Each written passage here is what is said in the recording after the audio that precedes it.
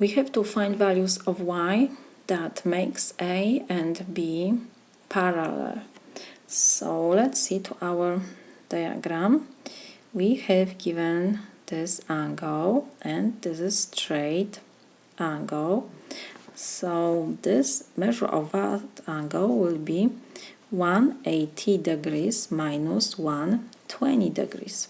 So this is equal 60 degrees. Why? Because these two angles are supplementary. So the measure of the two angles is 180 degrees. 120 plus 60 is 180 degrees. Now we have given two angles which are consecutive interior angles.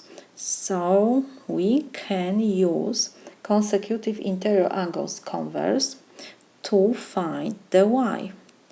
Because if two lines are cut by transversal, this is our transversal T, so the consecutive interior angles are supplementary, then the lines are parallel. So let me put that by consecutive interior angles converse.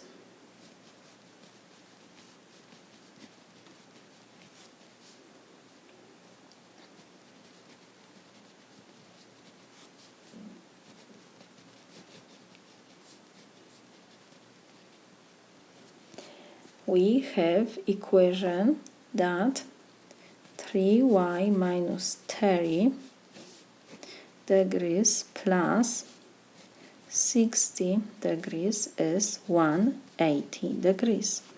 So let's forget about degrees. So we have 3y minus 30 plus 60 is equal 180.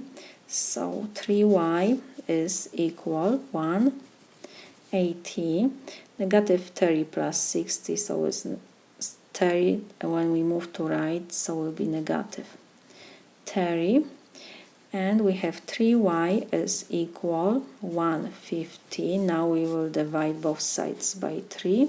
3 and 3 will reduce, and we have that y is equal 50. So for y equals 50, our lines A and B are parallel. This is my solution.